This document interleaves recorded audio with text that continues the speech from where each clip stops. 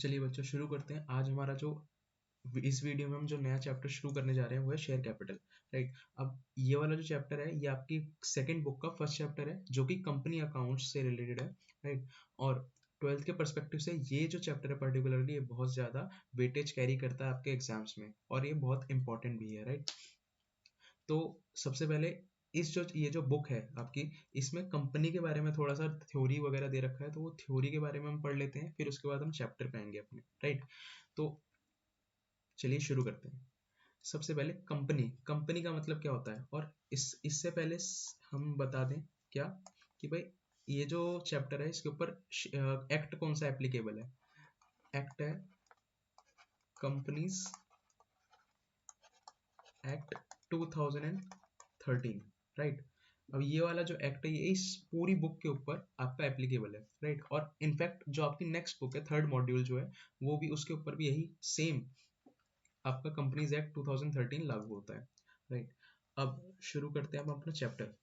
तो सबसे पहले लिखा हुआ है, सबसे पहले कंपनी की डेफिनेशन लिखी हुई है। सबसे पहले कंपनी की डेफिनेशन में क्या लिखा हुआ है, जो कंपनीज एक्ट की डेफिनेशन है वो क्या कहती है, वो तो बहुत डेफिनेशन के नाम पे बस ऐसे ही दे रखा है। क्या दे रखा है, any company which is incorporated in this law और एनी प्रीवियस लॉ, ये हमें डेफिनेशन दे रखे कंपनीज एक्ट में, बट इससे कुछ समझ नहीं आता कि मीनिंग क्या है कंपनी का।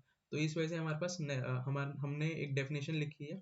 क्या, company is an association of person, company is an association of person created by law as separate body with perpetual succession and common seal for special purpose, common seal for special purpose। इसका पूरा मतलब क्या हुआ कि भाई company क्या है, एक एसोसिएशन ऑफ पर्सन है, एसोसिएशन ऑफ पर्सन है, created by law, created by law, separate body है, सेपरेट बॉडी है with perpetual succession, with perpetual succession for special special purpose.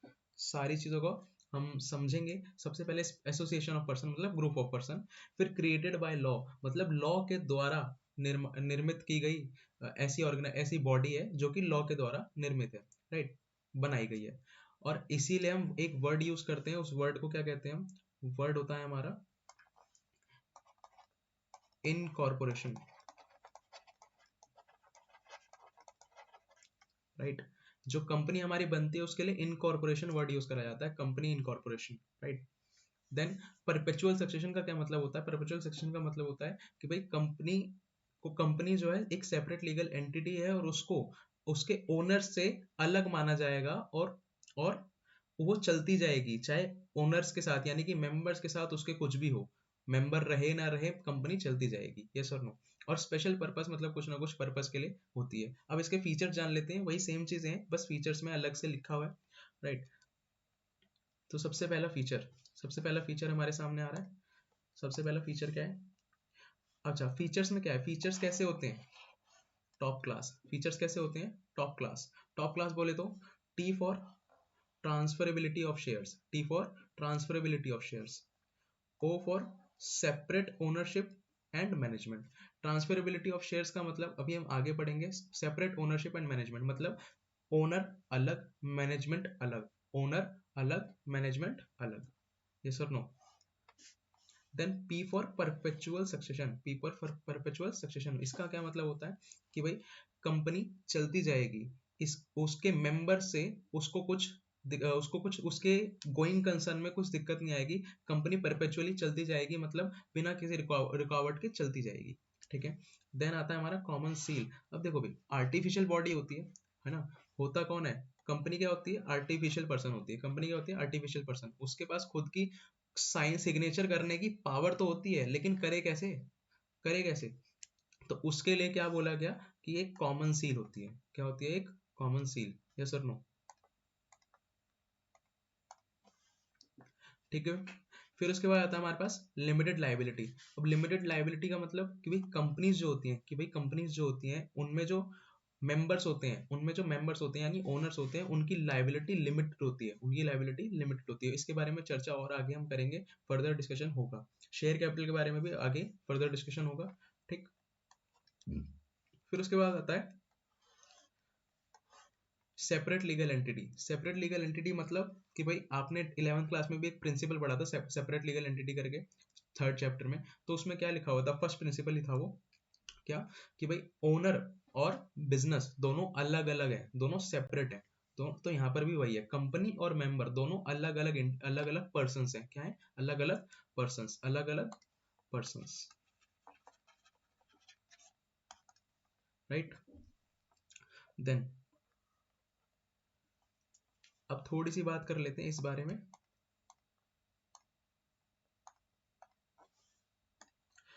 ये आपने 11th में पढ़ी है दोनों चीजें, और ये पार्टनरशिप के बारे में आपने अभी पढ़ा है इससे लास्ट वाली बुक में, राइट। अब आते हैं कंपनी के बारे में। कंपनी के जो ओनर होते हैं, कंपनी के जो ओनर होते हैं उन्हें हम क्या कहते हैं, उन्हें हम क्या कहते हैं, शेयर होल्डर्स। और साथ में एक और वर्ड होता है, उन्हें हम क्या कहते हैं, मेंबर्स। उन्हें हम क्या कहते हैं, मेंबर्स। देन जो कैपिटल होती है, कैपिटल, उसको जब हम सोल प्रोप्राइटरशिप में थे तो क्या कहते थे, कैपिटल सिर्फ। और उसके बाद पार्टनरशिप में क्या कहते थे, पार्टनर्स कैपिटल। और यहाँ पे शेयर्स का चैप्टर है तो शेयर कैपिटल, शेयर कैपिटल, ठीक है। यहाँ पे अनलिमिटेड, अनलिमिटेड, लेकिन यहाँ पे लिमिटेड। बाकी आगे जो लिखा हुआ है वो आगे पढ़ लेंगे अभी, राइट। देन अब बात आती है क्या, कि भाई कंपनी कितने टाइप की होती है, कंपनी कितने टाइप की होती है। कंपनी बेसिकली होती है हमारी दो टाइप की। कंपनी बेसिकली कितने टाइप की होती है, दो टाइप की, एक प्राइवेट एक पब्लिक, एक प्राइवेट एक पब्लिक। अब प्राइवेट और एक पब्लिक, तो प्राइवेट में क्या है, प्राइवेट में ओपीसी नाम की एक कंपनी भी होती है जो कि इंक्लूड होती है। ओपीसी बोले तो वन पर्सन कंपनी, ओपीसी बोले तो one person company. One person company मतलब कि भाई एक ऐसी कंपनी जो कि वन पर्सन, एक पर्सन के द्वारा ड्रिवन हो, मतलब एक ही उसमें ओनर हो, एक ही उसमें मेंबर हो, एक ही उसमें शेयर होल्डर हो, एक ही करता धरता हो, तो उसे हम क्या कहते हैं, उस कॉन्सेप्ट को कहते हैं वन पर्सन कंपनी, ठीक है। ये आपको पढ़ना नहीं है और ये सिलेबस में नहीं है आपके। देन बेसिकली क्या बताऊं, सीधी बात, ये पूरा ही आपके सिलेबस में नहीं है। प्राइवेट के रिलेटेड कोई आपके सिलेबस में नहीं है। आपके सिलेबस में क्या है, सिर्फ और सिर्फ पब्लिक, और पब्लिक में भी सिर्फ और स्पेसिफिकली क्या है, limited by shares, limited by shares, ठीक है। ये जरूरी होता है बताना शुरुआत में, तो इस वजह से बताया गया है यहाँ पे। अच्छा जी, अब लिमिटेड बाय शेयर्स हो सकती है, लिमिटेड बाय गारंटी हो सकती है, अनलिमिटेड कंपनी हो सकती है, सेम यहाँ पर है, ठीक। अब इन दोनों का मतलब क्या होता है, इससे हमें कोई जान, इससे हमें हमारा कोई लेन देन नहीं है, तो फालतू में दिमाग लगाने की जरूरत नहीं है। लेकिन बस एक चीज बता देता हूँ, एक चीज बता देता हूँ, अनलिमिटेड कंपनी के बारे में, कि भाई अभी हमने ऊपर पढ़ा था, अभी हमने ऊपर पढ़ा था यहाँ पर, अभी हमने यहाँ पर ऊपर पढ़ा था कि भाई कंपनी की लाइबिलिटी कैसी होती है, कंपनी की लाइबिलिटी कैसी होती है, लिमिटेड लाइबिलिटी होती है। और यहाँ पर वर्ड क्या आ गया, अनलिमिटेड कंपनी। तो अनलिमिटेड कंपनी का मतलब तो क्या हो गया, कि भाई उनकी लाइबिलिटी लिमिट अनलिमिटेड होगी। लेकिन ये जो कॉन्सेप्ट है, ये जो कॉन्सेप्ट है, ये इंडिया में एप्लीकेबल ही नहीं है, ये इंडिया में एप्लीकेबल ही नहीं है, अलाउड ही नहीं है। कंपनीज एक्ट हमें अलाउ ही नहीं करता कि ऐसी कोई कंपनी फॉर्म करी जाए, ऐसी कोई कंपनी इनकॉर्पोरेट करी जाए, राइट। देन ये आप पढ़ सकते हैं, इसमें कुछ नहीं खास, लेकिन हमें पढ़ना क्या है, ये only these companies can issue shares to public allow, और या फिर इसके बाद allowed to go for IPO, IPO वगैरह अभी बता देंगे। और इसके बारे में अभी चर्चा करनी ही है, पूरा चैप्टर ही इसी के ऊपर बेस है, ठीक है।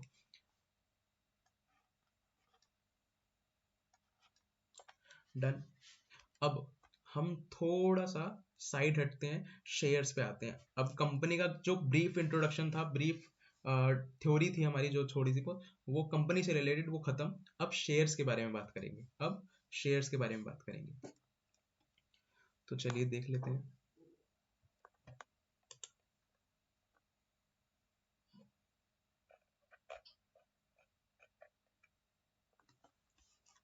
देखिए अब होता क्या है, होता क्या है कि भाई कोई एक कंपनी है, कंपनी है,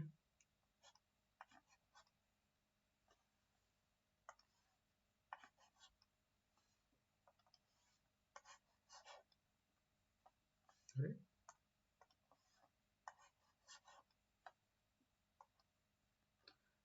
चलो कोई नहीं।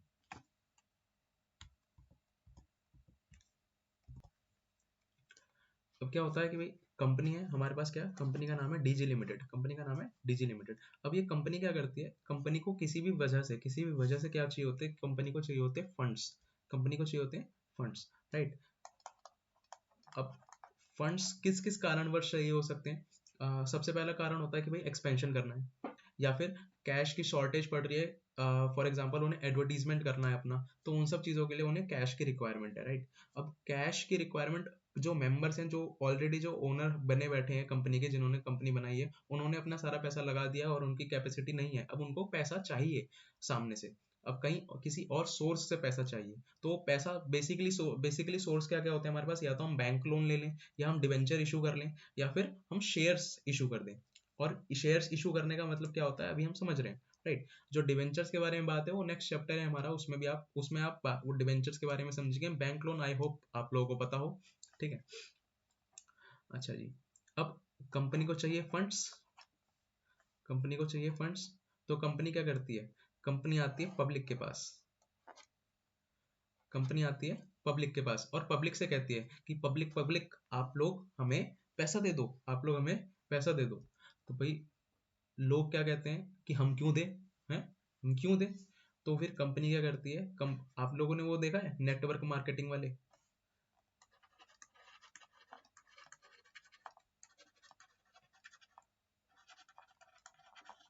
नेटवर्क मार्केटिंग वाले देखे हैं, वो लोग क्या करते हैं, आप लोगों को इवेंट में बुलाते हैं किसी, और ये सब आपके साथ हुआ होगा कभी ना कभी, या फिर हो जाएगा, ठीक है।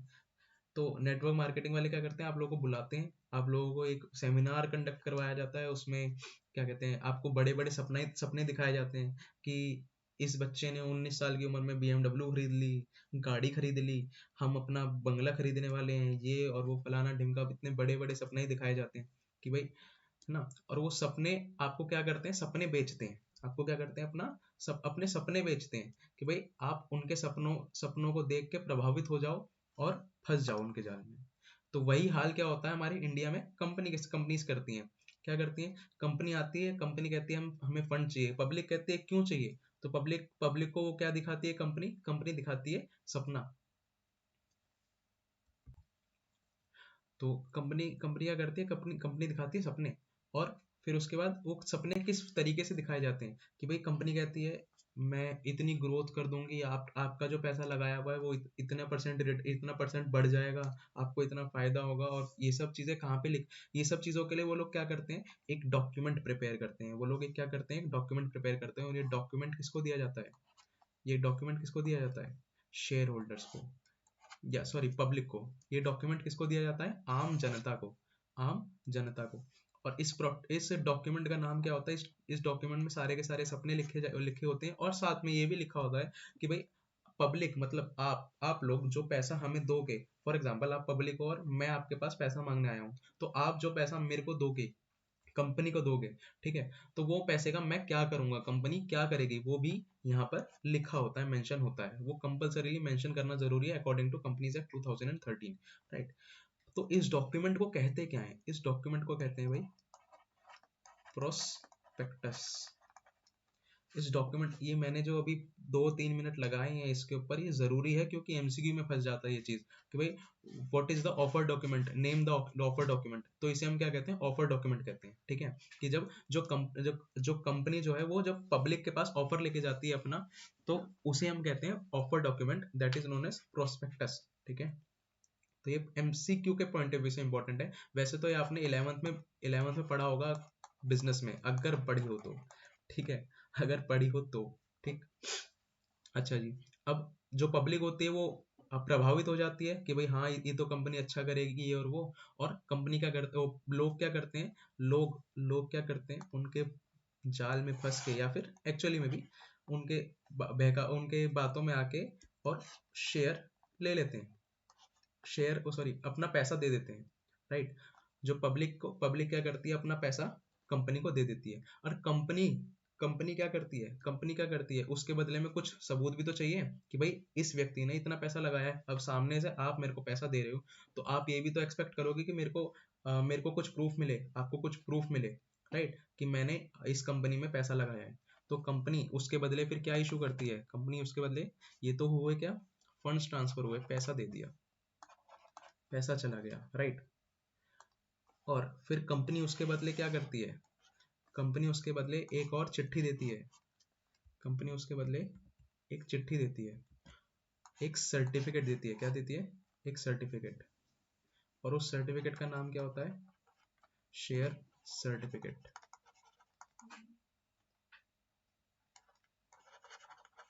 उस चिट्ठी का नाम क्या होता है, शेयर सर्टिफिकेट। और इसका इस शेयर सर्टिफिकेट से क्या पता चलता है कि भाई पब्लिक ने जो पैसा लगाया है, जो आम जनता ने जो आपने कंपनी में पैसा लगाया है, वो उसका सबूत होता है वो, राइट, शेयर। और इसके साथ साथ कंपनी साथ में क्या करती है, कंपनी कहती है कि आप अगर हम पैसा लाके दोगे, आप अगर हमें पैसा दोगे,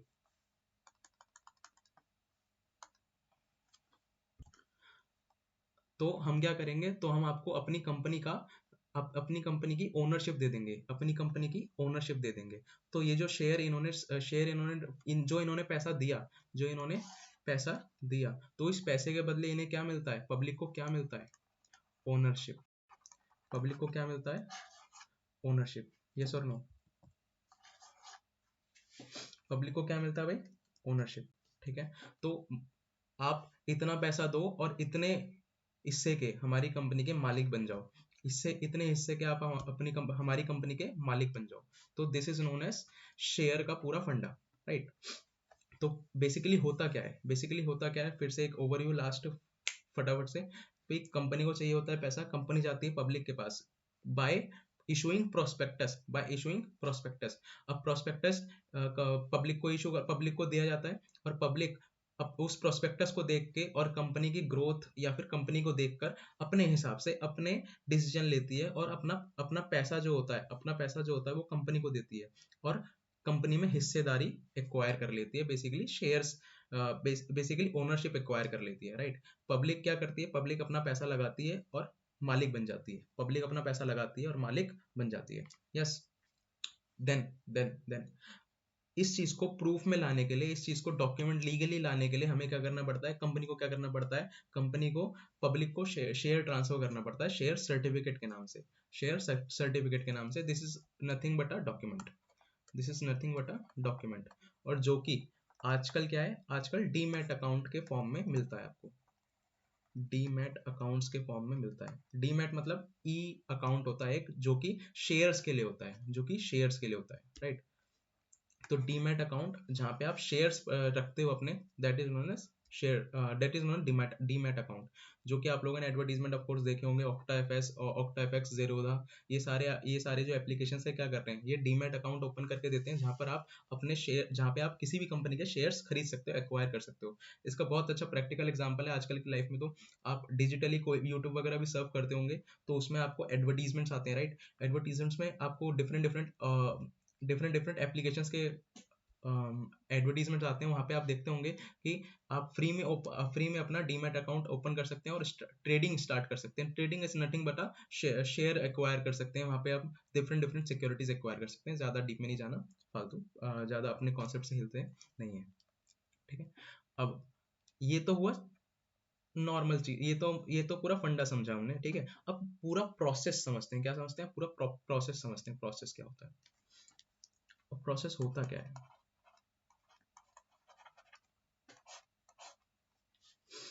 ठीक है भाई।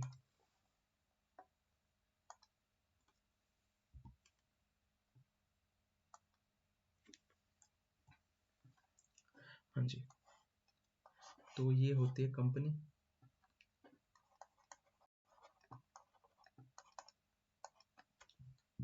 कंपनी क्या था, डीजी लिमिटेड। कंपनी ने अपना प्रोस्पेक्टस इशू करा,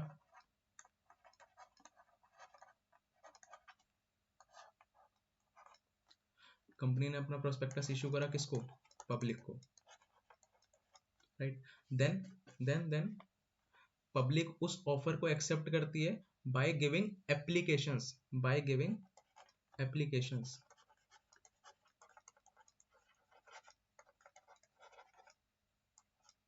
बाय गिविंग एप्लीकेशंस। एप्लीकेशंस दी जाती है, और उस एप्लीकेशन में लिखा जाता है, उस एप्लीकेशन में लिखा जाता है कि कंपनी कंपनी हम आपकी कंपनी में इतने शेयर्स खरीदना चाहते हैं, इतने शेयर्स खरीदना चाहते हैं, इतना मालिकाना हक चाहते हैं एक तरीके से, ठीक है।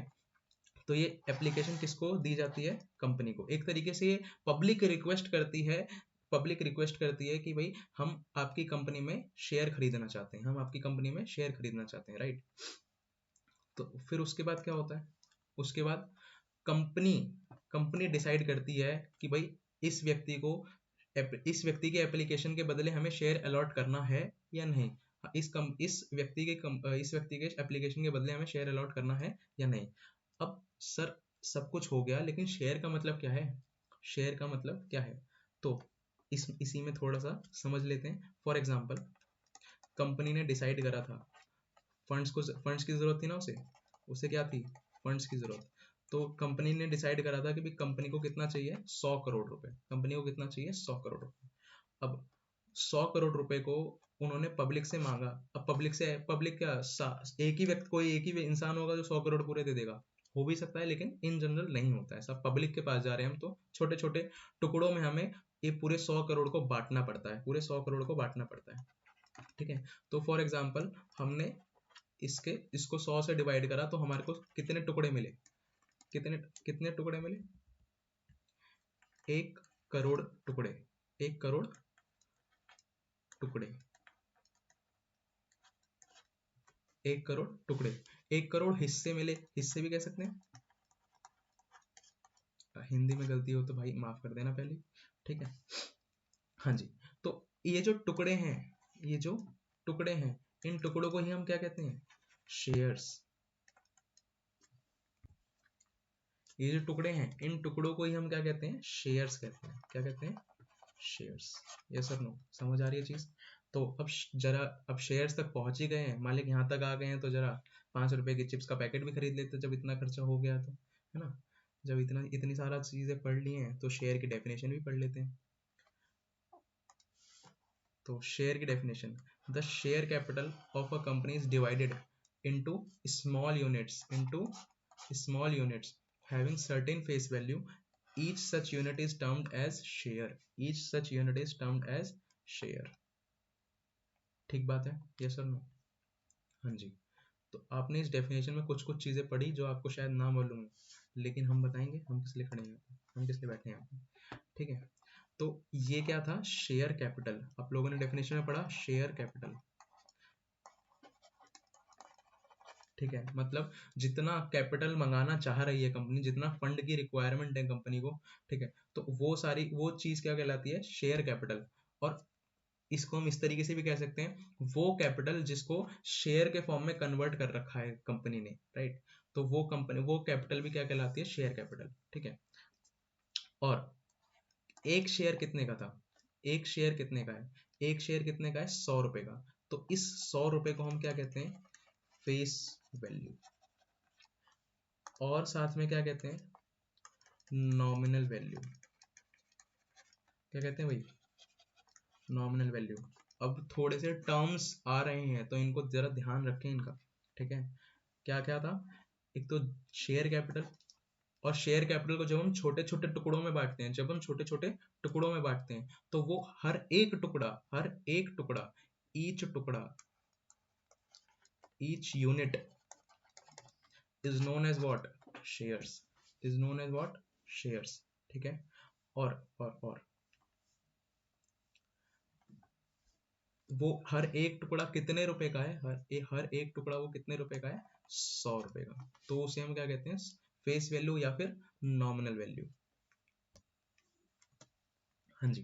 तो आपको टर्म्स समझ में क्या क्या चीजें है? शेयर कैपिटल, नॉमिनल वैल्यू और share, right.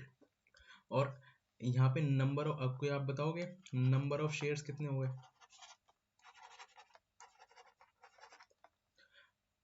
Number of shares is nothing but टुकड़े। हमारे जितने यूनिट थे, नंबर ऑफ यूनिट्स, कितने टुकड़े थे हमारे पास? 1 करोड़। तो 1 करोड़ कितने हो गया? 1 करोड़ क्या हो गया हमारा? Number of shares. अब एक शेयर कितने का था? Nominal value. एक शेयर कितने का था? 100 रुपए का। तो हम क्या कह सकते हैं? नॉमिनल वैल्यू कितना है 100 रुपये, नॉमिनल वैल्यू कितना है 100 रुपये। तो टोटल में शेयर कैपिटल कितना हो जाएगा, तो टोटल में शेयर कैपिटल कितना हो जाएगा 1 CR into ₹100, that means ₹100 crore, right, जो कि हमने शुरुआत में अज्यूम किया था, ठीक है, राइट। तो 100 CR is our share capital, ठीक है। अब होता क्या था, थोड़ा सा पास्ट में जाते हैं, तो होता क्या था जनरली पहले के टाइम पे कि भाई लोग क्या करते थे, एप्लीकेशन दे देते लोग क्या करते थे कि एप्लीकेशन दे देते और कहते थे कि भाई हमें आपकी कंपनी में इतने शेयर चाहिए। फॉर एग्जांपल आपकी कंपनी के 5000 शेयर चाहिए, कोई लोग कहते थे हमें आपकी कंपनी में 5 लाख शेयर चाहिए, ठीक है। अब पहले के टाइम पे कोई ऐसा रूल नहीं था कि कोई साथ में पैसा भी देना है, साथ में एप्लीकेशन के साथ में कुछ पैसा भी देना है, ठीक है। तो ऐसा कोई रूल था नहीं, तो लोग क्या करते थे, मजे लेते थे, ऐसी ऐसी एप्लीकेशन दे देते थे। फिर जब एक्चुअल में कंपनी पूछती थी या फिर कंपनी शेयर अलॉट कर देती थी तो और पैसे मांगती थी बदले में, तो लोग कहते थे कि भाई हमें नहीं चाहिए, अब हमें नहीं चाहिए। तो इस वजह से काफी दिक्कतें आने लग गई थी कंपनीज को। तो इसके चलते एक रूल लाया गया कि भाई एप्लीकेशन अगर देना है, अगर पब्लिक एप्लीकेशन दे रही है कि भाई उन्हें शेयर खरीदना है, तो उसके साथ में कुछ ना कुछ अमाउंट साथ में देना पड़ेगा, ठीक है। तो इससे क्या हुआ, जेन्युइन बायर जिसको एक्चुअली में खरीदना होता था वही सामने से एप्लीकेशन भेजता था। फॉर एग्जाम्पल हमारे एग्जाम्पल में शेयर कितने का था, 100 रुपए का। तो कंपनी बोलती थी कि भाई अगर आपको शेयर चाहिए तो अभी आप हमें कितने दे दो, 20 रुपए। उस 100 रुपए में से 20 रुपए अभी दे दो, उन 100 रुपए में से 20 रुपए आप अभी दे दो एप्लीकेशन के साथ। जिससे कि क्या होता था, जो जिसको जेन्युइनली खरीदना होता था वही एप्लीकेशन भेजता था। तो इससे क्या हुआ, नंबर ऑफ एप्लीकेशन आना कम हो गया कंपनी के पास, और उससे उनकी सरदर्दी कम हो गई, कंपनी को दिक्कतें जो आती थी पहले अब वो खत्म हो गई। तो क्या क्या समझ आया हमें इससे, कि एप्लीकेशन जब पब्लिक को खरीदना होता है तो वो एप्लीकेशन भेजती है, और एप्लीकेशन के साथ साथ वो कुछ ना कुछ जितना भी पैसा कंपनी मंगाती है वो पैसा भी बेचती है, अब अल्टीमेटली डिसीजन किसका है, अल्टीमेटली डिसीजन है कंपनी का, कि क्या उसे एक्चुअली में शेयर अलॉट करना है इस व्यक्ति को, उस जिसने एप्लीकेशन डाली है, या फिर नहीं। अगर नहीं तो वो क्या करती है, रिजेक्ट, उसकी एप्लीकेशन क्या करेगी, रिजेक्ट कर देगी, राइट। और अगर कंपनी को उसे शेयर अलॉट करना होता है तो वो क्या करती है, शेयर अलॉट कर देती है, राइट। लेकिन शेयर अलॉट कब होता है, इस सारे प्रोसेस में 2-3 महीने का समय लग जाता है। तो जब आप क्वेश्चन करेंगे तो आपको, अभी वर्ड्स में बोल रहा हूँ कुछ, समझना, थोड़ा सा टाइम के साथ समझ आ जाएगी चीज। नेक्स्ट वीडियो देखेंगे तो आप उसमें समझ आ जाएगा जब हम क्वेश्चंस करेंगे। तो क्वेश्चन में बोला रहेगा कि भाई एप्लीकेशन के टाइम पे कंपनी ने इतना पैसा मंगाया, और आफ्टर 2 और 3 मंथ्स कंपनी अलॉटेड शेयर्स। तो वो जो 2 और 3 मंथ्स है उससे कुछ मैटर नहीं है हमारा, उसमें कुछ फर्क नहीं पड़ेगा उससे हमारे क्वेश्चन में। पर वो वर्ड आपको दिख क्यों रहा होगा, इस वजह से, क्योंकि एप्लीकेशन और अलॉटमेंट के टाइम में बीच में डिफरेंस होता है 2-3 महीने का, तो वही लिखते हैं वो, ठीक है। क्योंकि वो जो इतनी सारी नंबर ऑफ एप्लीकेशन आ रखी होती हैं, देखो भाई, 1 करोड़ शेयर्स थे। अब 1 करोड़ शेयर्स, अगर 1 करोड़ एप्लीकेशन भी आती हैं, एक शेयर करें, अगर 50-50 शेयर की भी बात करें तो कितनी सारी एप्लीकेशन बन जाती है ना। तो इस वजह से उन सारी एप्लीकेशंस को प्रोसेस करने के लिए कि किस व्यक्ति ने कितने शेयर्स एक्चुअली में डिमांड करे हैं, और उसको क्या वो सही व्यक्ति है या नहीं, क्या उसकी डिटेल सारी की सारी सही है या नहीं। क्योंकि एप्लीकेशन के साथ साथ उन्हें क्या करना पड़ता है, एप्लीकेशन के साथ साथ क्या करना पड़ता है, अपनी सारी की सारी डिटेल्स भी सबमिट करनी होती है। फॉर एग्जांपल उसका रेजिडेंस एड्रेस, उसका फुल नेम, आधार कार्ड, ये सब चीजें उन्हें एप्लीकेशन के साथ फर्निश करनी पड़ती है, एप्लीकेशन के साथ प्रोवाइड करनी पड़ती है। अगर वो सारी चीजें सही होती हैं, डॉक्यूमेंट सारे सही होते हैं, तभी कंपनी तभी कंपनी अलॉट कर सकती है शेयर, राइट। देन अब आगे बढ़ते हैं। अब यहां से मैं रिक्वेस्ट करूंगा कि आप लोग लिखना शुरू करें जरा। तो भाई हमने ऊपर बात करी थी शेयर कैपिटल। शेयर कैपिटल कितनी थी? 100 CR। नंबर ऑफ शेयर्स कितने थे? नंबर ऑफ शेयर्स थे 1 करोड़। और नॉमिनल वैल्यू, इसका दूसरा नाम क्या होता है? जल्दी जल्दी जल्दी, इसका दूसरा नाम क्या होता है? Face value. इसका दूसरा नाम होता है फेस वैल्यू, ठीक है। तो नॉमिनल वैल्यू कितना था? 100 रुपए, राइट। तो ये हो गया हमारा पूरा ऊपर का केस, जो हमने छोटे में शॉर्ट फॉर्म में लिख के रख दिया, राइट। अब होता क्या है, अब क्या समझने वाली बात है कि कंपनी ने क्या करा।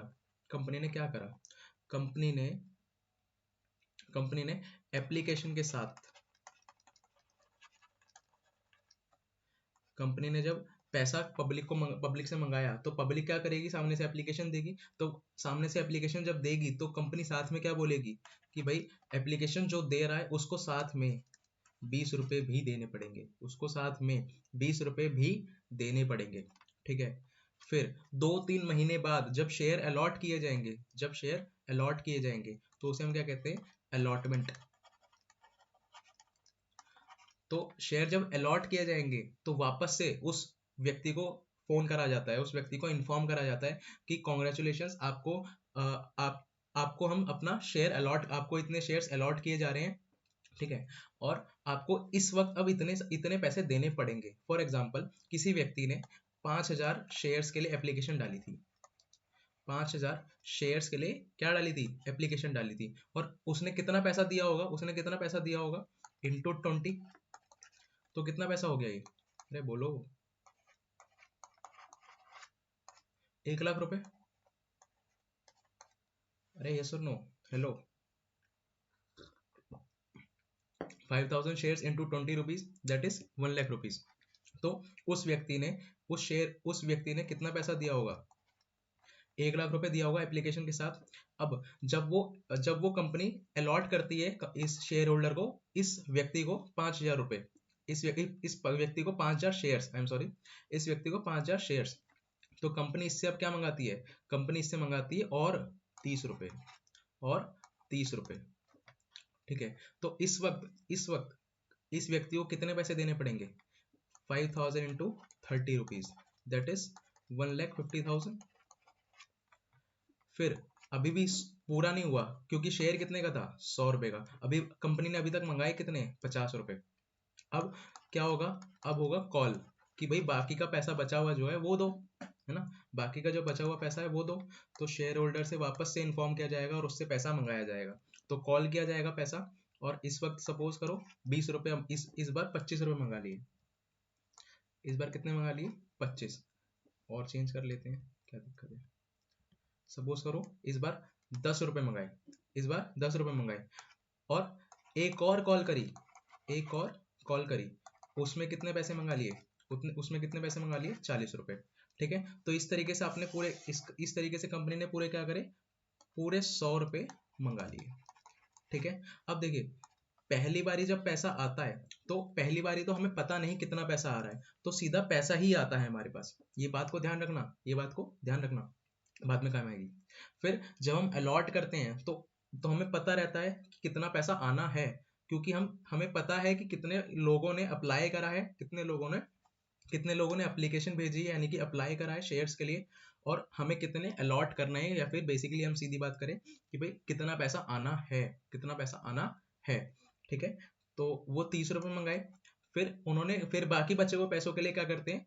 कॉल्स करते हैं। अब ये नंबर ऑफ कॉल्स कितनी भी हो सकती हैं, 1 2 3 4, इनफाइनाइट हो सकती हैं, वो कंपनी के ऊपर डिपेंड करता है वो कितनी कॉलों में पैसा मंगा रही है। इन जनरल जो आपके क्वेश्चंस होंगे, आपको फर्स्ट सेकंड, ठीक है, इतनी ही कॉल मिलेंगी, इससे ज्यादा नहीं मिलेंगी। अच्छा, सेकंड को अलॉटमेंट कहते हैं, फर्स्ट को एप्लीकेशन कहते हैं, लेकिन ये सब है क्या? अब थोड़ा सा अपने नोट्स पे आते हैं हम, चलिए।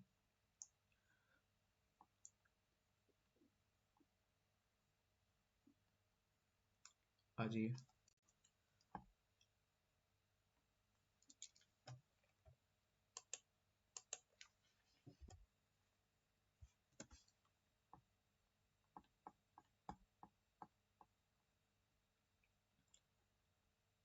अब हमारे पास क्या है, methods of issue. Methods of issue कि भाई किस किस तरीके से कंपनी पैसा मंगा सकती है, किस किस तरीके से कंपनी पैसा मंगा सकती है। एक तो हमारे पास होता है लमसम मेथड। एक कौन सा मेथड होता है? एक होता है हमारे पास लमसम मेथड, और दूसरा मेथड कौन सा होता है? इंस्टॉलमेंट, जो कि अभी हमने पढ़ा है, जो कि अभी हमने पढ़ा है कि शेयर का जितना भी पैसा बनता है उसको हम टुकड़ों में मंगा रहे हैं। उसको जब टुकड़ों में मंगाते हैं तो उस चीज, उस मेथड को हम क्या कहते हैं? Installment method. उस मेथड को हम क्या कहते हैं? Installment method. अब इंस्टॉलमेंट मेथड यहाँ पे भी लिखा है हमने, पैसे पैसा टुकड़ों में मंगाना, that is known as installment method. आपने भी इंस्टॉलमेंट वगैरह आपके सुना होगा, जैसे कि ईएमआई, अगर हम कोई भी चीज ईएमआई पे लेते हैं तो उसके बदले में हमें क्या करना पड़ता है? इंस्टॉलमेंट भरनी पड़ती है ना। तो वही है हमारी चीज, ठीक है। तो सबसे पहले एप्लीकेशन का पैसा आएगा, then allotment, then first call, और ultimately second and final call. देखिए सेकंड एंड फाइनल कॉल क्यों लिखा है? कि अगर और कोई कॉल नहीं है तो वही सेकंड है और वही फाइनल है, क्योंकि उसके बाद तो पैसा नहीं मंगा सकते ना। तो वही सेकंड है और वही फाइनल है, राइट। और अगर इससे इसके अलावा कोई और भी कॉल करिए, जैसे फॉर एग्जांपल थर्ड कॉल करी, तो first call, second call, third and final call, third and final call, जो भी हमारी लास्ट कॉल होगी वो हमारी फाइनल कॉल होगी, साथ में उसके फाइनल कॉल भी लिखना जरूरी है, ठीक है। हाँ जी। तो अब एक चीज क्या समझनी थी, एक चीज समझनी रह गई है, क्या चीज? Investor who holds, investor who holds share, investor who holds share, investor who holds share of any company are known as shareholder, are known as shareholder। मतलब जो भी वो जो पब्लिक है जिनके पास अब शेयर आ चुके हैं, जिनके पास अब शेयर आ चुके हैं, मतलब अलॉटमेंट के बाद, अलॉटमेंट के बाद जिनके पास अब शेयर आ चुके हैं, तो वो लोग क्या कहलाते हैं? अब उनके पास शेयर आ चुके हैं, तो जो भी शेयर होल्ड कर रहा है उसको हम क्या कहते हैं? Share holder. उनको हम क्या कहते हैं? Share holder. यस और नो? यस। अब जरा एक आज हम एग्जाम्पल देखने वाले हैं। ये क्या है? इंस्टॉलमेंट मेथड के लिए हमने बनाया है। इंस्टॉलमेंट मेथड कैसे कैसे? सबसे पहला, फिर से बोल रहा हूँ मैं, फिर से मेरे साथ बोलो।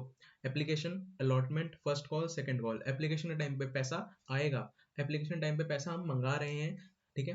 एप्लीकेशन टाइम पे हम पैसा मंगा रहे हैं, सामने पब्लिक जो है, पब्लिक हमसे रिक्वेस्ट कर रही है कि भाई हमें शेयर दे दो, ठीक है। फिर अलॉटमेंट, अलॉटमेंट टाइम पे हम शेयर अलॉट करते हैं, शेयर अलॉट करते हैं, ठीक है। फर्स्ट कॉल, बाकी बचा हुआ पैसा फर्स्ट कॉल पे मंगा, बाकी बचा हुआ पैसे में से कुछ पैसा हम मंगा लेते हैं फर्स्ट कॉल। फिर और भी कुछ पैसा बचा हुआ होता है तो सेकंड कॉल, और भी कुछ पैसा होता है तो, और उसके आगे वो कॉल्स चलती चली जाती हैं। अभी हमारे केस में एप्लीकेशन 20 रुपये मंगाया, अलॉटमेंट पे 30 रुपये मंगाया, फर्स्ट कॉल पे 10 रुपये मंगाया, और second call, second and final call जो कि हमारी लास्ट कॉल थी, उस पर हमने 40 रुपये मंगाया। इस तरीके से हमने कितने रुपए मंगा लिए? पूरे 100 रुपये, ठीक है। अब डिफरेंट डिफरेंट हमारे शेयर होल्डर्स थे, डिफरेंट डिफरेंट हमारे शेयर होल्डर्स थे। पहला कौन है हमारे पास? पहला है हमारे पास अजय। अब अजय ने क्या करा? अजय ने 20 रुपए दिए, ठीक है। देन अलॉटमेंट टाइम पे उसने 30 रुपए दिए। जब उसको पता चला कि शेयर अलॉट हो रहा है, वो खुश हो गया। उसने कहा कि ठीक है, शेयर अलॉट हो रहा है, मैं आपको जितने आप पैसे मांग रहे हो उतने में दे देता हूँ। तो उसने 30 रुपए दे दिए। फिर से उसको कॉल आया, फिर से उसको इन्फॉर्म किया गया कि भाई हमें और पैसा चाहिए, तो और पैसा दे दिया उसने। और फिर से उसे बाकी का पैसा, बचा हुआ पैसा मंगाया गया, तो उसने वो भी पैसा दे दिया। तो ये नॉर्मल जिंदगी, ठीक है, ये नॉर्मल जिंदगी। फिर बात आती है विजय। इससे इसने एप्लीकेशन का पैसा दिया होगा, तभी उसको शेयर अलॉट होने के लिए बात की जाएगी। तो इसने पैसा दिया, इसने पैसा दिया एप्लीकेशन का। देन जब इसको हमने फोन करा, कि भाई आपको आपको हम बताना चाहते हैं कि आपको हम शेयर्स अलॉट कर रहे हैं, आपको पहले पैसे देने पड़ेंगे और तब हम आपको शेयर्स अलॉट कर देंगे अब। तो विजय कहता है कि भाई नहीं, मैं मेरे को नहीं चाहिए पैसा वैसा, अब मैं नहीं दे रहा पैसा वैसा, मेरे को नहीं चाहिए कोई शेयर, आप रखो, आप रखो। तो अब उसने देने से पैसा मना कर दिया, अब उसने पैसा देने से मना कर दिया। विजय से कुछ याद आ रहा है? विजय से कुछ याद आ रहा है? माल्या, हाँ, वो भी तो पैसे लेके भाग गया था, ये वही है भैया। उसने अलॉटमेंट पे पैसा नहीं दिया, फिर कंपनी ने सब्र रखा, कंपनी ने सब्र रखा, कंपनी ने कहा चलो फर्स्ट कॉल तक इंतजार करते हैं, तब भी पैसा नहीं दिया, सेकंड कॉल पे इंतजार करते हैं, तब भी पैसा नहीं दिया। गलत बात है भाई।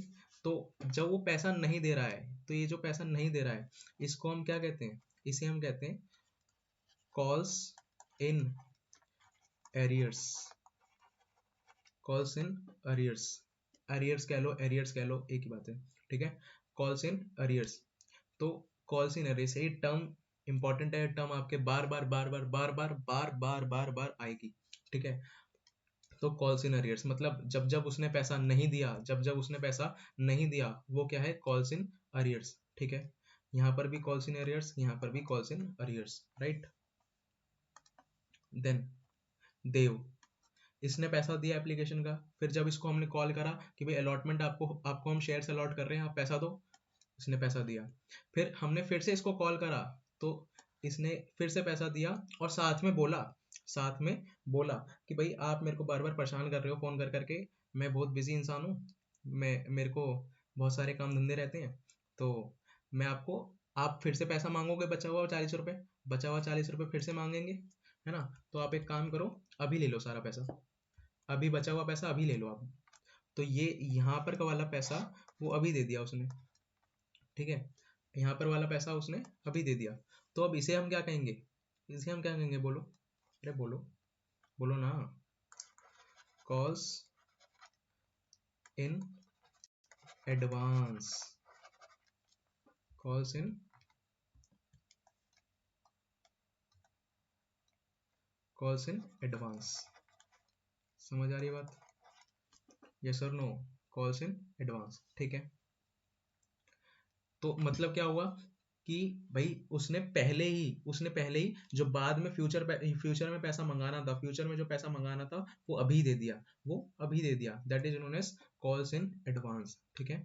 तो मतलब यहाँ पर वाला पैसा, यहाँ पर वाला पैसा उसने अभी दे दिया, कब?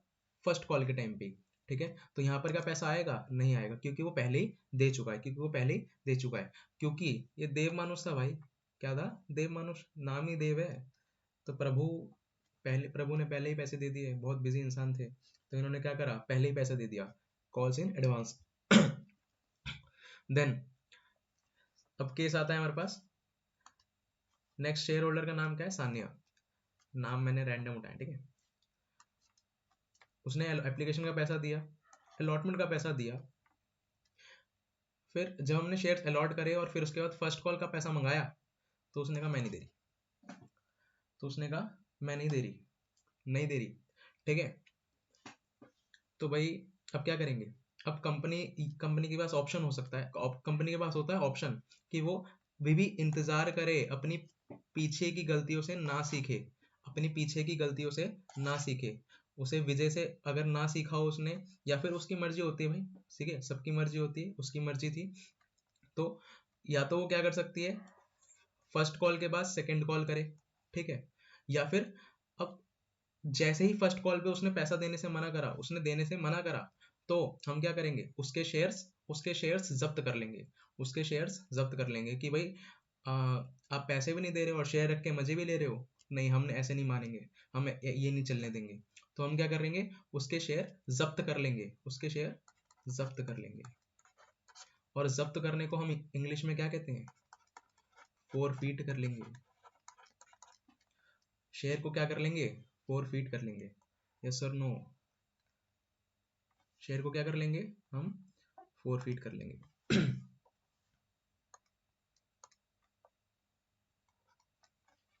डन। मैं स्लो जा रहा हूँ जानबूझकर, क्योंकि इंट्रोडक्शन वीडियो है, इसमें अब इससे ज़्यादा हम आगे नहीं बढ़ने वाले, बस थोड़ा एक लास्ट कॉन्सेप्ट रह गया, वो करेंगे, राइट। फिर एक हमारे पास था सागर, सागर नाम का व्यक्ति, हमारे पास कौन था? सागर नाम का व्यक्ति, इसने पैसा दिया, यहाँ पर भी अलॉटमेंट के टाइम पे भी पैसा दिया, फिर इसने यहाँ पर मना कर दिया पैसे देने से, इसने भी यहाँ पर क्या करा, मना कर दिया पैसे देने से। तो अब कंपनी फिर से नहीं रुकना चाहती, कंपनी ने कहा कि भाई हम कॉल नहीं मंगाएंगे, हम इससे क्या करेंगे, हम इसके शेयर यहीं पर जब्त कर लेंगे, हम इसके शेयर अलॉटमेंट वो फर्स्ट कॉल के टाइम पर ही जब्त कर लेंगे, इससे आगे पैसा मंगाएंगे ही नहीं। तो हम क्या करेंगे, इससे यहीं पे पैसा जब्त कर लेंगे। पैसा जब्त कर लिया, मतलब क्या, पैसा जब्त कर लिया मतलब क्या, हमने फोरफीट कर लिया, अब फोरफीट करने के बाद कंपनी के पास और एक ऑप्शन होता है, कंपनी के पास ऑप्शन होता है कि भाई वो उन शेयर्स को जितने उसने फोरफीट करे हैं, उन शेयर्स को वो क्या करे, किसी और व्यक्ति को वो आगे री इशू कर दे, क्या कर दे, री इशू कर दे। फॉर एग्जाम्पल हमारे पास था रुद्र नाम का व्यक्ति, उसको कंपनी ने क्या करा, सागर वाले शेयर री इशू कर दिए, क्या कर दिए, री इशू कर दिए, यस और नो, ठीक है, री इशू कर दिए। अब ये री issue in general face value से कम वैल्यू पे होता है, ठीक है। तो हम जब री इशू करते हैं तो लॉस होता है, अब सर लॉस क्यों उठाती है कंपनी, क्योंकि उसका जब री इशू होता है ऑब्वियस सी बात, उसकी ना मार्केट वैल्यू अगर गिर रही होती है तो उसको लॉस पे इशू करना पड़ता है, ठीक है। बाकी ये सब चीज़ों में घुसने वाली बात नहीं, क्योंकि हमें अकाउंटिंग करनी है, हमें इन सब चीज़ों में जाना ही नहीं, हमें लॉ में नहीं जाना, हमें पीछे की हिस्ट्री में नहीं जाना, हमें उसकी अकाउंटिंग करनी है। अच्छा जी, एक चीज़ यहाँ पे समझने वाली और याद रखने वाली चीज़ क्या, जब हम फोरफीट कर रहे हैं तो इतना तो पैसा भाई दिया था ना उसने, हाँ या ना। ऊपर वाले केस में भी यहाँ पर विजय ने इतना पैसा तो दिया था ना, तो जितना भी पैसा हमें जितने हमने शेयर्स फोरफीट करे हैं और उन शेयर्स के ऊपर जितना भी पैसा हमें मिल चुका होता है, जितना भी पैसा हमें मिल चुका होता है, वो हमारे लिए क्या होता है, वो हमारे लिए होता है प्रॉफिट, प्रॉफिट। और क्योंकि ये प्रॉफिट कैसा होता है, क्योंकि ये प्रॉफिट हमारा कैपिटल नेचर का होता है, किस नेचर का होता है, कैपिटल नेचर का। क्योंकि हमारा कैपिटल नेचर, क्यों सर, कैपिटल नेचर इसलिए क्योंकि ये ऐसा प्रॉफिट है जो कि रोज रोज नहीं होने वाला, बल्कि मुझे इसे क्या लिखना चाहिए, मुझे इसे गेन लिखना चाहिए, गेन। क्योंकि गेन क्या है, ये ऐसा प्रॉफिट है या फिर ऐसा फायदा है जो कि मुझे रोज रोज नहीं होने वाला, ठीक है। सालों में एक बार होता है कि भाई किसी ने पैसे देने से मना कर दिया, ठीक है। तो ये ऐसा गेन है जो कि कैपिटल नेचर का है, तो हम इसे ट्रांसफर भी कहाँ पे करते हैं, हम कहाँ पे करते हैं, कैपिटल, वर्ड ध्यान से पढ़िएगा, ये काम आएगा, कैपिटल रिजर्व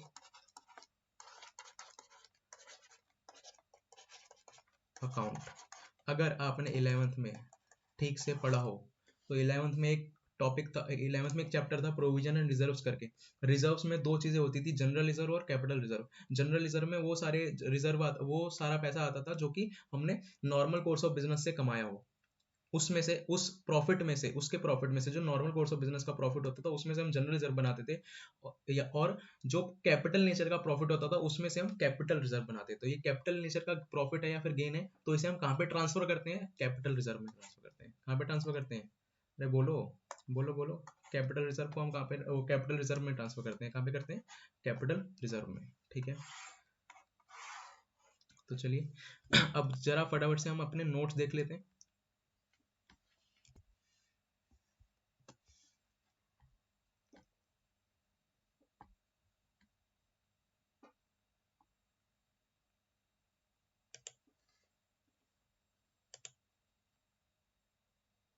हाँ जी, तो अब काइंड्स ऑफ शेयर्स, ये थोड़े से अब हमारी थ्योरी है वो फटाफट से और कर लेते हैं। कॉन्सेप्ट जितने भी थे हमने वो कवर कर लिए हैं। अब इनके ऊपर अकाउंटिंग क्या होती है, अकाउंटिंग कैसे करते हैं, वो सब हम देखेंगे बाद में, राइट। अभी थोड़ा सा थ्योरी कर लेते हैं। क्या है, सबसे पहले काइंड्स ऑफ शेयर्स, कि भाई हमारे पास शेयर कितने टाइप के होते हैं।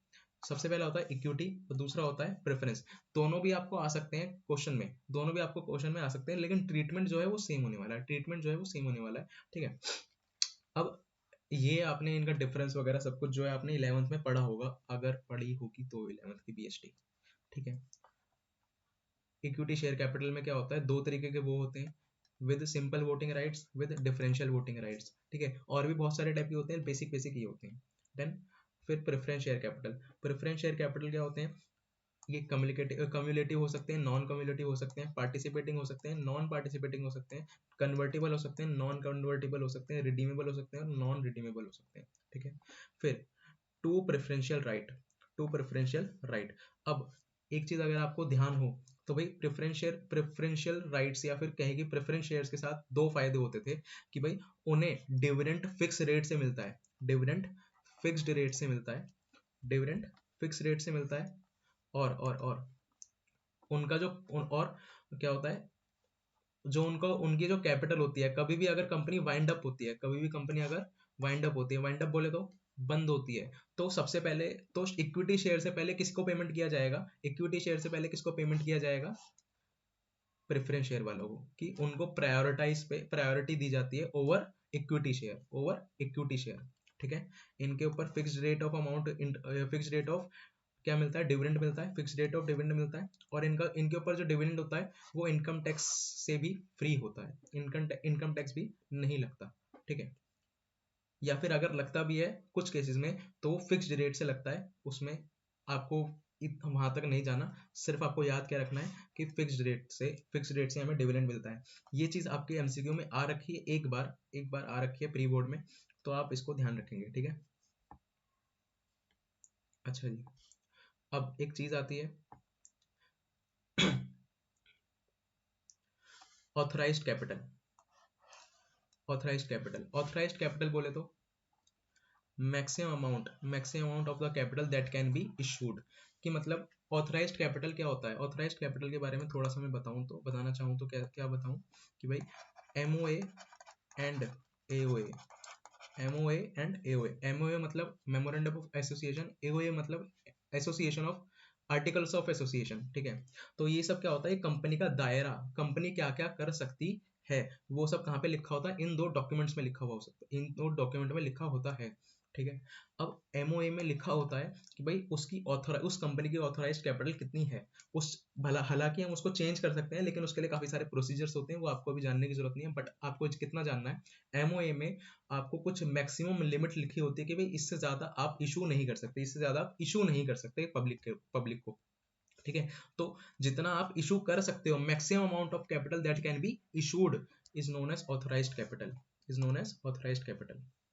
फिर उसके बाद आता है इशूड कैपिटल, उसके बाद क्या आता है, इशूड कैपिटल, इशूड कैपिटल बोले तो actual amount of capital that is issued और ऑफर्ड फॉर सब्सक्रिप्शन। अब देखिए ये जो पब्लिक, एक वर्ड आया सब्सक्रिप्शन, सब्सक्रिप्शन मतलब कि भाई जो पब्लिक जो है, पब्लिक जो है, पब्लिक जब कंपनी से डिमांड कर रही है, एप्लीकेशन दे रही है, कंपनी को एप्लीकेशन दे रही है कि भाई हमें शेयर चाहिए, हमें शेयर चाहिए, तो जितने लोग डिमांड कर रहे हैं, या फिर यूं कहूं कि जितने नंबर ऑफ शेयर्स के लिए डिमांड आ रही है, that is known as subscription, कि हमें आपके शेयर का सब्सक्रिप्शन चाहिए, ठीक है, हमें आपके शेयर का सब्सक्रिप्शन चाहिए। अब एक्चुअली में कितने शेयर और कितनी कैपिटल के शेयर्स कंपनी ने इशू करे हैं, तो वो क्या कहलाता है, इशूड कैपिटल। अब देखो फॉर एग्जांपल ऑथराइज्ड कैपिटल कितनी है किसी कंपनी की, ऑथराइज्ड कैपिटल है एक 100 करोड़, ठीक है, जैसा जो हमारा एग्जांपल था, और वो ऑथराइज्ड कैपिटल कितनी है 100 करोड़, और इशू भी कितने कर दिए, 100 करोड़, तो वहां पे हमारा दोनों चीजें क्या हो गई, सेम सेम, ठीक है। अब ऑथराइज्ड कैपिटल है 100 करोड़, हमने इशू सिर्फ कितना करा, 70 करोड़, हमने इशू सिर्फ कितना करा, 70 करोड़, तो हमारी इशूड कैपिटल कितनी हो गई, 70 करोड़, ठीक है। अब 70 करोड़ हमने इशू करा, और उसमें से लोगों ने डिमांड कितने के लिए करी, उसमें से लोगों ने डिमांड कितने के लिए करी, तो वो डिमांड सपोज करो, डिमांड कितने के लिए करी, 50,000 के लिए करी, डिमांड कितने के लिए करी, 50,000 के लिए, तो वो होता है हमारा सब्सक्राइब्ड कैपिटल, सब्सक्राइब्ड कैपिटल। या फिर यूं कहें कि जितनों को हमने अलॉट किए शेयर्स, जितनों को हमने शेयर अलॉट किए, तो वो हमारे लिए क्या बन जाती है, सब्सक्राइब्ड कैपिटल। 50 करोड़ हो सकती है, या फिर 70 करोड़ हो सकती है, या फिर ज्यादा भी हो सकते हैं, ज्यादा वगैरह हम नेक्स्ट वीडियो में सीखेंगे, ठीक है। देन इसकी definition, amount subscribed by members, members बोले तो शेयर होल्डर्स, और एक्सेप्टेंस प्रोवाइडेड, समझा। देन हमारे पास क्या आता है, हमारे पास आती है कॉल्ड अप कैपिटल, क्या आता है, कॉल्ड अप कैपिटल। ये जो दोनों वर्ड्स हैं, कॉल्ड अप कैपिटल एंड ये पेड अप कैपिटल, इसको हम अभी रख रहे हैं पेंडिंग, ठीक है, इसको हम अभी रख रहे हैं पेंडिंग,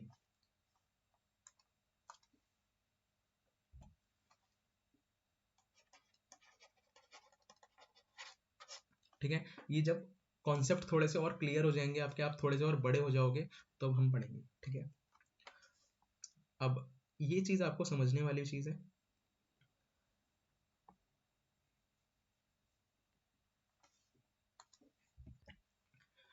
कि भाई कंपनी कैसे कैसे अपने शेयर को इशू कर सकती है, कंपनी किस किस प्राइस पे अपने शेयर को इशू कर सकती है।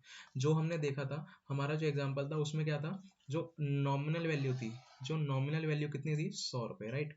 अब अगर कंपनी ने 100 रुपए का शेयर 100 रुपए पे इशू करा, अगर 100 रुपए का शेयर 100 रुपए पे इशू करा, तो वो कौन सा केस है, एट पार। ठीक है, अगर 100 रुपए का शेयर 120 रुपए पे, मतलब ज्यादा पे इशू करा, तो वो कौन सा केस है, एट प्रीमियम। और अगर कंपनी ने 100 रुपए का शेयर 80 रुपए पे इशू करा, तो वो कौन सा केस है, एट डिस्काउंट। बट ये अलाउड नहीं है, ये अलाउड नहीं है, क्योंकि कंपनीज एक्ट रिस्ट्रिक्ट करता है यहाँ पे, कंपनी सॉरी प्रोहिबिट करता है कि भाई जो हम अपने जो शेयर्स है कंपनी, वो डिस्काउंट पे इशू नहीं कर सकती, वो डिस्काउंट पे इशू नहीं कर सकती, राइट। तो यहाँ पे दो ही केस बनते हैं आपके पास, एक एट पार और एक एट प्रीमियम। एक तो जितने का है उतने में दे दिया, एक जितने का है उससे ज्यादा में इशू करा। ठीक है, जितने का है उससे ज्यादा में इशू करा, तो वो क्या होता है, हमारा प्रीमियम, राइट। अब ये जो 100 रुपए है नॉमिनल वैल्यू है, वो उसको हम कहाँ पे ट्रांसफर करते हैं, उसको हम ट्रांसफर करते हैं शेयर कैपिटल अकाउंट में। और एट प्रीमियम वाले केस में क्या होता है, प्रीमियम में भी दो हिस्से, प्रीमियम में भी दो हिस्से, पहला 100 रुपए और दूसरा 20 रुपए, मतलब 100 रुपए मतलब फेस वैल्यू जो नॉमिनल वैल्यू था, और दूसरा मतलब 20 रुपए जो कि एक्सेस अमाउंट था, जो एक्स्ट्रा अमाउंट था। ठीक है, तो 100 रुपए 20 रुपए, 100 रुपए जो वापस से शेयर कैपिटल में, वापस से शेयर कैपिटल में, राइट। और जो एक्सेस वाला 20 रुपए है वो कहाँ पे जाता है, सिक्योरिटीज प्रीमियम अकाउंट में। वो कहाँ पे जाता है, सिक्योरिटीज प्रीमियम अकाउंट में, यस और नो, यस। चलिए, अब क्या क्या क्या होता है भाई, कि जो कंपनी सब्सक्रिप्शन, अभी वर्ड पे हमने चर्चा करी थी, तो सब्सक्रिप्शन में क्या होता है कि भाई फॉर एग्जांपल कंपनी ने इशू कितने करे शेयर्स, शेयर्स कितने इशू करे, शेयर्स इशू करे 10,000। ठीक है, अब 10,000 शेयर इशू करे, और जितने शेयर इशू करे उतनों के लिए ही डिमांड आ गई, उतनों के लिए ही डिमांड आ गई, तो वो क्या हो गया, फुल सब्सक्रिप्शन। वो क्या हो गया, फुल सब्सक्रिप्शन, राइट। और जितने शेयर इशू करे उससे कम के लिए डिमांड आई, उससे कम के लिए डिमांड आई, तो वो कौन सा केस हो गया, under subscription. For example 8,000 share, demand कितने के लिए आई, 8,000 शेयर। ठीक है, अब डिमांड डिमांड मतलब इकोनॉमिक्स में मत चले जाना, डिमांड मतलब है कि एप्लीकेशन कितने के लिए आई, डिमांड मतलब एप्लीकेशन कितने के लिए आई, यहाँ पे लिखा हुआ भी है मैंने ऑलरेडी। डिमांड मतलब एप्लीकेशन कितने के लिए आई, राइट, रिसीव्ड एप्लीकेशन फॉर। ठीक है, इकोनॉमिक्स नहीं है ये, इकोनॉमिक्स में मत जाना। हाँ जी, तो हम क्या बोल रहे थे कि भाई अंडर सब्सक्रिप्शन अगर हुआ है, अंडर सब्सक्रिप्शन क्या होता है कि भाई 10,000 के लिए इशू, 10,000 इशू करे थे, लेकिन सब्सक्रिप्शन कितने के लिए आया, यानी कि एप्लीकेशन कितने के लिए आई, एप्लीकेशन क्या, एप्लीकेशन। डिमांड मतलब इकोनॉमिक्स नहीं है, एप्लीकेशन। ठीक है, एप्लीकेशन कितने के लिए आई, 8,000 शेयर के लिए, 10 इशू करे थे, आई 8,000 के लिए, तो वो अंडर सब्सक्रिप्शन। इशू करे थे 10,000 फुल, और डिमांड भी कितने के लिए आई, यानी एप्लीकेशन कितने के लिए आई, 10,000, तो हो गया फुल सब्सक्रिप्शन। अगर हमने इशू करे थे 10,000, और अगर हमने इशू करे थे 10,000 और डिमांड कितने के लिए आई, यानी एप्लीकेशन कितने के लिए आई, उससे ज्यादा के लिए, फॉर एग्जाम्पल 14,000 के लिए, तो वो क्या कौन सा केस हो गया, ओवर सब्सक्रिप्शन। वो कौन सा केस हो गया, ओवर सब्सक्रिप्शन। ठीक है, यस और नो, डन। अब देखिए, ये जो टॉप अब जो मैं पकड़ा रहा हूँ, ये थ्योरी है, लेकिन बहुत ज्यादा ही इंपॉर्टेंट है, क्योंकि इससे एमसीक्यू में डेफिनेटली क्वेश्चन आएगा, डेफिनेटली क्वेश्चन आएगा। ठीक है, uses of securities premium, uses of securities premium. ठीक है, सिक्योरिटीज प्रीमियम जो हमने अभी प्रीमियम की बात करी, जो प्रीमियम की बात करी, जो सिक्योरिटीज प्रीमियम अकाउंट में जाता है, सिक्योरिटीज प्रीमियम रिजर्व अकाउंट में बेसिकली, इसको मैं पूरा कर दूं, सिक्योरिटीज प्रीमियम रिजर्व अकाउंट। ठीक है,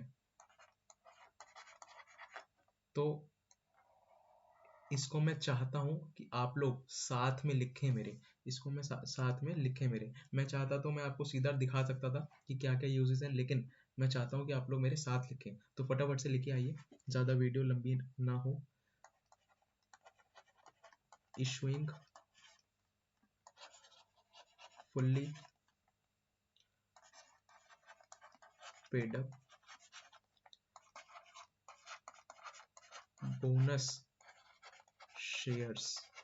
बोनस शेयर्स क्या होता है इस चक्कर में नहीं पढ़ना है। बोनस शेयर्स क्या होते हैं इस चक्कर में नहीं पढ़ना है, सिंपल बात है। बोनस शेयर्स होते हैं कुछ उनको इशू करने में to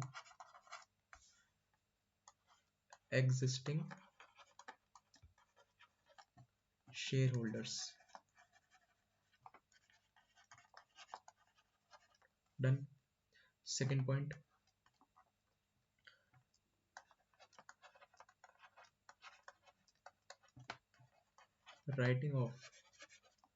writing of expenses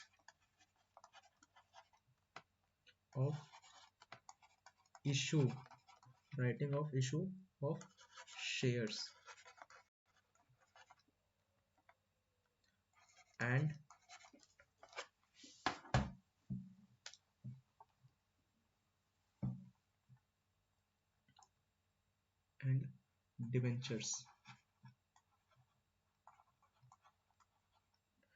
debentures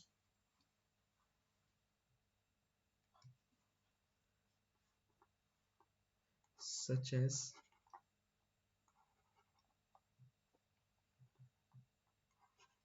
discount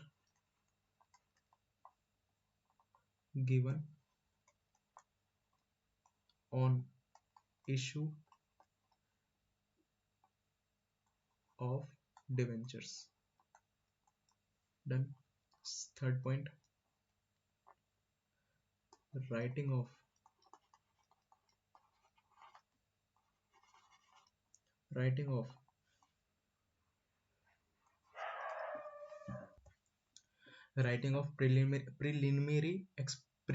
preliminary expenses. ठीक है, ये एक्सपेंसेस क्या होते हैं, ये एक्सपेंसेस का मतलब क्या होता है, ये ऐसे एक्सपेंसेस होते हैं जो कंपनी इनकॉर्पोरेट हो रही होती है। जब कंपनी इनकॉर्पोरेट हो रही होती है तो उस टाइम पे जितने भी खर्चे होते हैं वो सारे के सारे प्रीलिमिनरी एक्सपेंसेस कहलाते हैं। क्या कहलाते हैं? Preliminary expenses. ठीक है, देन उसके बाद एक आता है हमारा buy back of shares. Buy back of shares. Then last point आता है हमारे पास for paying premium payable on redemption of debentures.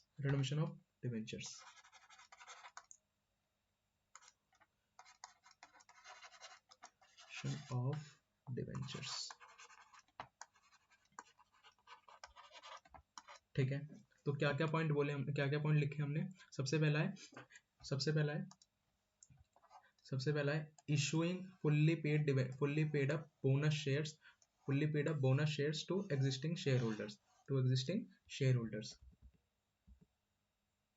ठीक है, देन सेकंड पॉइंट है हमारे पास writing off expenses of issue of shares and debentures such as discount given on issue of